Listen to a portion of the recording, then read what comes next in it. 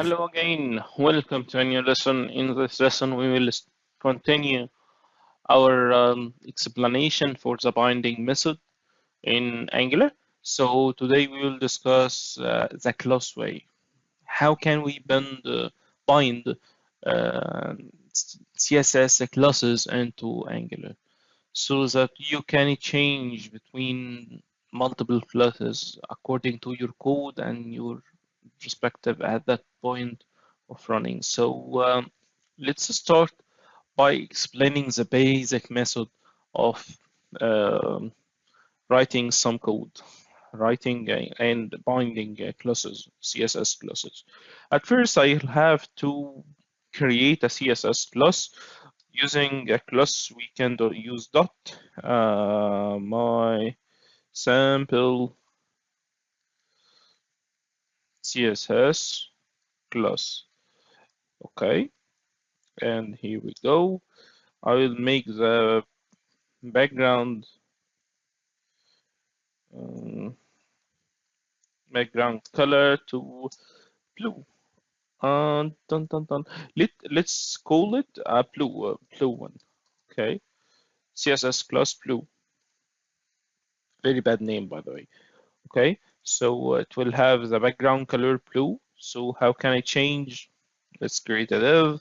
Something to change. Inside it, I will have B for paragraph, and then inside it, I will write here is my changes, blah, blah, blah.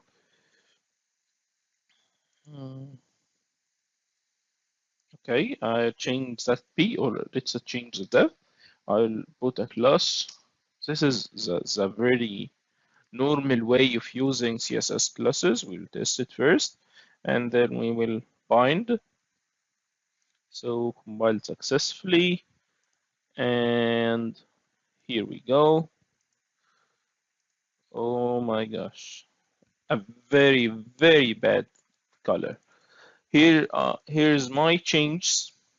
Okay, that's our change. So let's change the class. So the property I will use somehow. We can use the property binding to change the class as if it is a normal one. Okay. The equivalent property for the class is called a class name. Okay. So if you want to use a property binding, not the class binding, and there's dozens ways so you can do whatever you want. So this is how can we bind the CSS class. You are going back to the property binding if you want, for sure. So it is called class name. Sorry, with N capital. This is a property name for the class, and here we write our variable. So let's take that class. I will create a variable in my component, say it class name.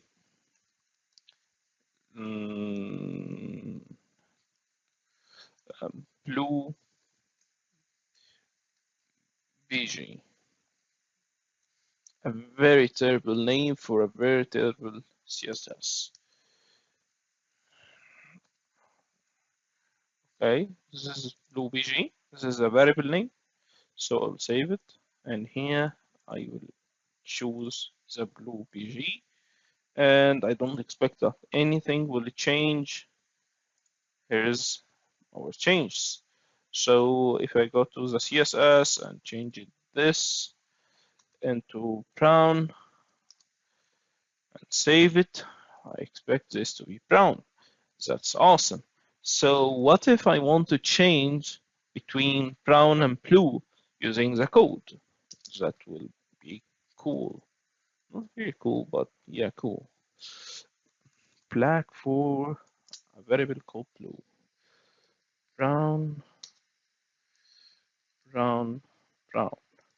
This is brown, um, blue PG, get, we can use it, get color, which is function. So this will return something. I will pause So go to the component. Yeah, I know there is an issue here. Uh, get color, return what? Return dun. So it would return the text.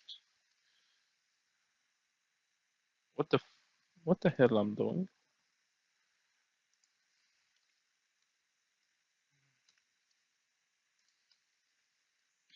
Okay, compiled. So I expect it to have the same blue since I'm sending blue. This is cool. So we have created another one, which is brown BG, which is called here brown.